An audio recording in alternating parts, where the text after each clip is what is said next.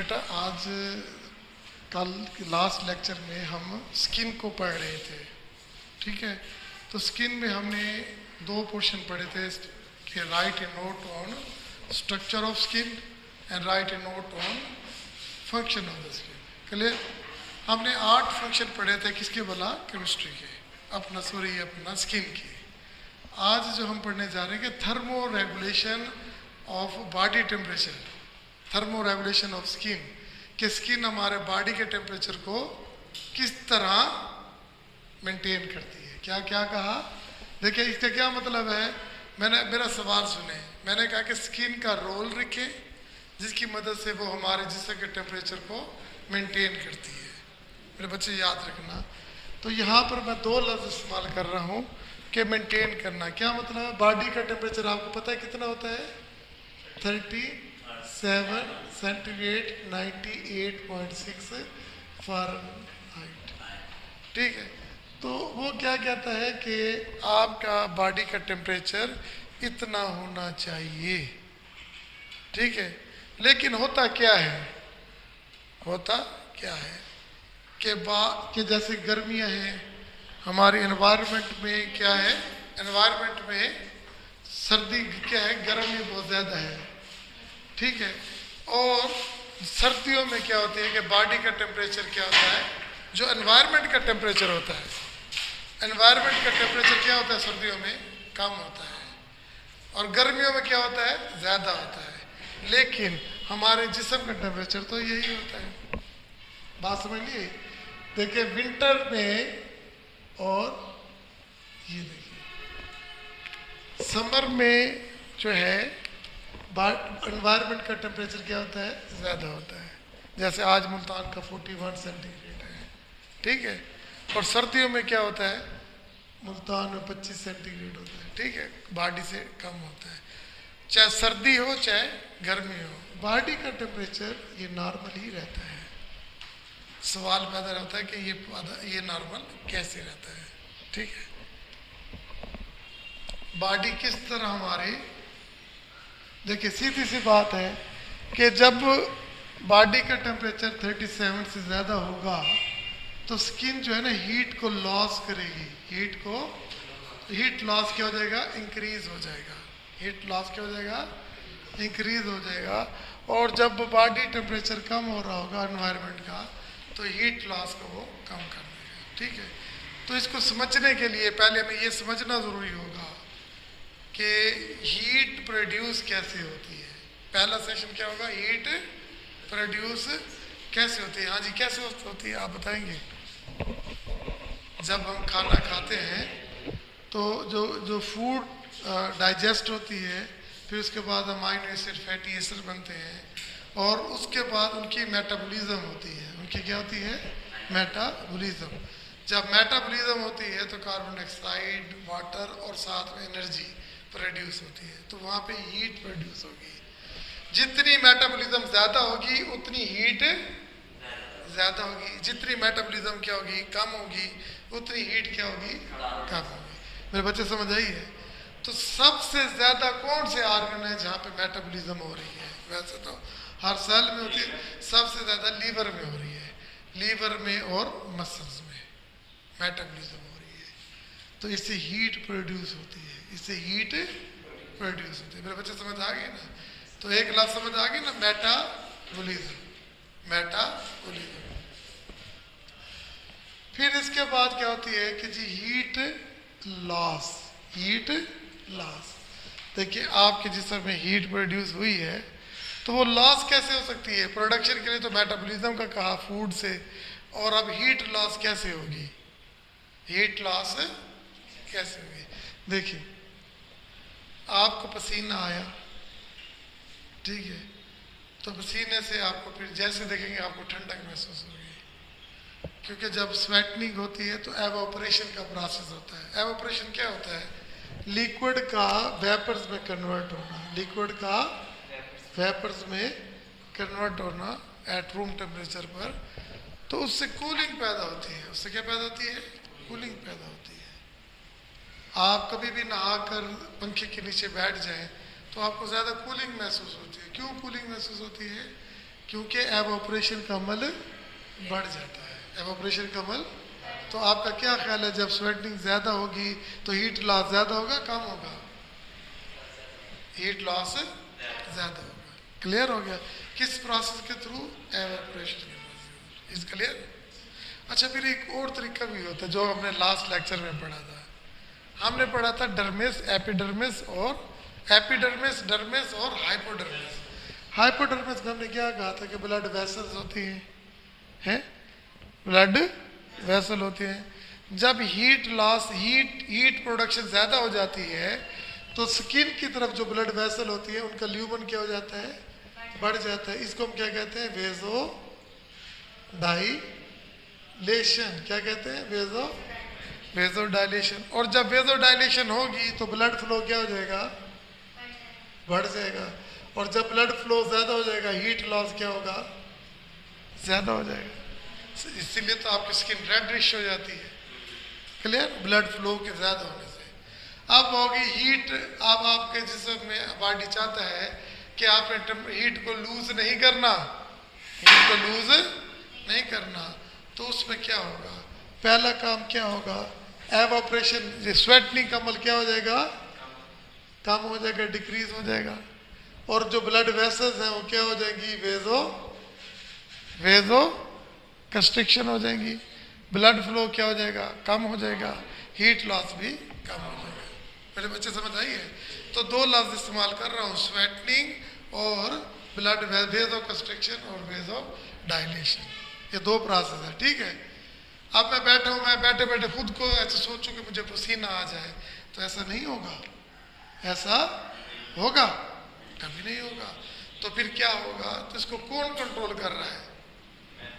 हमारे जिस्म में हाइपोथैलेमस। ये आपके पेपर में 2 दफे एमसीक्यूज आया हुआ है कि थर्मो रेगुलेशन कौन करता है? दिमाग का हिस्सा। हाइपोथर्मिस कौन करता है? हाइपोथर्मिस। Is clear? हाइपोथर्मिस आपके ब्लड, आपका टेम्परेचर को कंट्रोल करता है। कैसे कंट्रोल करता है? देखिए, हमारे बॉडी में हीट प्रोडक्शन ज़्यादा हो चुकी है, हमने ज़्यादा खुराक खा ली, ये हम एक्सरसाइज कर रहे हैं, तो हमें एनर्जी ज़्यादा चाहिए, तो ब्लड फ्लो ज़्यादा होगा और ऑक्सीडेशन मेटाबॉलिज्म भी ज़्यादा हो जाएगी, हीट प्रोडक्शन भी ज़्यादा हो जाएगी। तो आप इसीलिए जब आप एक्सरसाइज करते हैं तो आपको फ़ौरन पसीना आ जाता है। क्यों आता है? वो हाइपोथैलेमस कहता है स्वेटनिंग ग्लैंड को कि बॉडी के अंदर हीट ज़्यादा प्रोड्यूस हो गई है, जाओ पसीना खारिज करो। जैसे पसीना खारिज होता है तो वहाँ पे कूलिंग का अमल होता है। फिर साथ ही हाइपोथैलेमस कहता है कि ब्लड वेसल को कि जाओ वेजो डायलेशन करो। जब वेजो डायलेशन होती है तो ब्लड फ्लो क्या हो जाता है? ज़्यादा हो जाता है। जब ब्लड फ्लो ज़्यादा होगा, हीट भी ज़्यादा हो जाएगी। इस क्लियर? समझ आ गई कि नहीं? तो ये मैंने आज आपको सारा बता दिया है। अच्छा, फिर एक और चीज़ वो बता रहा है, कहता है कि वो कौन से मेथड हैं जिनसे हीट हमारे जिस्म से लॉस होती है, वो प्रोसेस कौन से हैं? वो कहता है वो 4 प्रोसेस हैं। कौन से प्रोसेस हैं? 4 प्रोसेस हैं। और उन 4 प्रोसेस का नाम क्या है? देखो, उन 4 प्रोसेस का नाम क्या है? एवोपरेशन, रेडिएशन, ये लफ्ज सुने हुए हैं, कंडक्शन, कन्वेंशन। बस ये फिजिक्स की टर्मिनोलॉजी है। ठीक है? तो बस आपने इसे फिलहाल यही देख लें कि हीट लॉस एवोपरेशन की सूरत में होती है, रेडिएशन की सूरत में होती है, कंडक्शन की सूरत में होती है और कन्वेंशन की सूरत में। क्लियर हो गया बेटा? ये नहीं हुआ? हो गया। अच्छा, अब हम इसे रीड कर लेते हैं। वो कहता है, देखिए ये से मैंने आसान इंग्लिश में लिखा है, जो आपकी बुक में लिखा है वो मुश्किल लिखा हुआ है। कहता है कि सवाल है homeostasis of body temperature. Body temperature कैसे अपना टेम्परेचर को कंट्रोल करती है?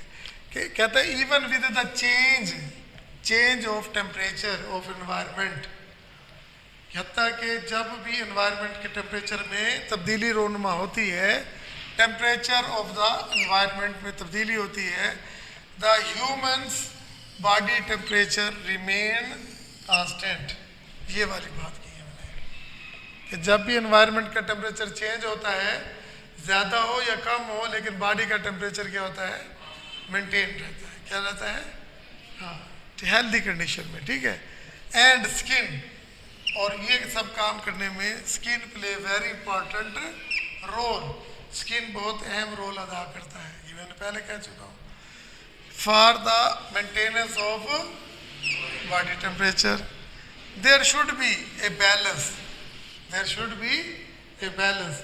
किन दो चीज़ों में? हीट प्रोडक्शन में और हीट लॉस में। वैसे समझ आइए ना, कहते हैं कि बैलेंस होना चाहिए हीट प्रोडक्शन में और हीट लॉस में, बैलेंस होना चाहिए इन द बॉडी। मीन इफ, अगर ज़रूरत से ज़्यादा एक्स्ट्रा हीट इज प्रोड्यूस, जैसे एक्सरसाइज हम करते हैं तो हमें एक्स्ट्रा हीट पैदा हो जाती है इन द बॉडी।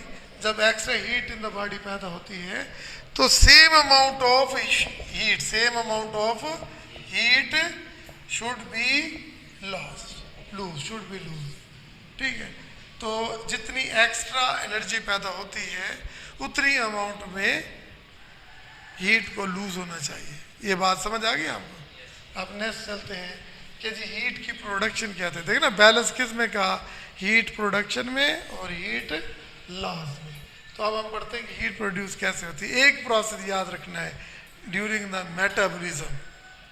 देखिए कहता है heat is produced, heat is produced due to the metabolism of food in the liver and muscle of our body, ठीक है। मसल में और लीवर में मेटाबॉलिज्म होती है, उससे हीट प्रोड्यूस होती है।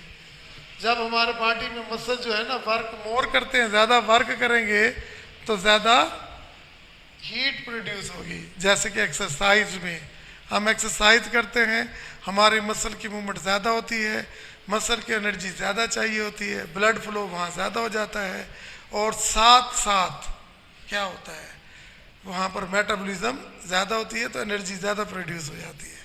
देखिए ना वहाँ पे। और जब हम सो रहे होते हैं हमें एनर्जी की ज़रूरत कम होती है, तो इसलिए सोने के दौरान जो होगी वो मेटाबॉलिज्म ऑफ जो होगी ना कम होगी और हीट भी कम प्रोड्यूस होगी। बात समझ आ गई बेटा? एक एक्सरसाइज में मेटाबॉलिज्म ज़्यादा होगी, एनर्जी हीट ज़्यादा प्रोड्यूस होगी। और जब हम स्लीप कर रहे सो रहे होंगे तो उस वक्त हीट की ज़रूरत, उस वक्त हीट कम पैदा होगी क्योंकि हमें एनर्जी की ज़रूरत कम होगी, मेटाबॉलिज्म कम होगी। क्लियर हो गया? फिर देखिए कहता है कि देखो अब मैंने सीखा, और कहता है कि हीट लॉस कैसे होता है। कहता है कि 80% जो हीट है ना, एक्स्ट्रा हीट जो होती है वो ट्रांसपोर्ट होती है थ्रू द स्किन, ठीक है। बाकी म्यूकस मेम्ब्रेन से रिलीज होती है। देखिए जब हम ना सांस लेते हैं तो हीट हमारे मुंह से निकल रही है, ठीक है। तो ये दो चीज़ें देखिए, when more heat is produce, heat loss by the two mechanism, दो मैकेनिज्म होते हैं, ठीक है।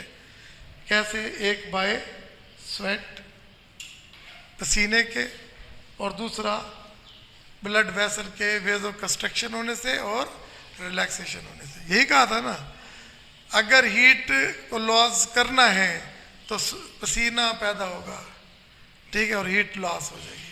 और उसी दौरान वेजो डायलेशन होगी। वेजो, देखिए जब हीट प्रोडक्शन ज़्यादा हो गई है तो स्वेटरी ग्लैंड एक्टिवेट हो गए हैं, पसीना ज़्यादा खारिज हुआ है, एवोपरेशन का अमल ज़्यादा हुआ है और कूलिंग ज़्यादा प्रोड्यूस हुई। इसी तरह जो ब्लड वेसल थे उनकी वेजो डायलेशन हुई। जब वेजो डायलेशन हुई तो ब्लड फ्लो क्या हुआ? ज़्यादा हुआ।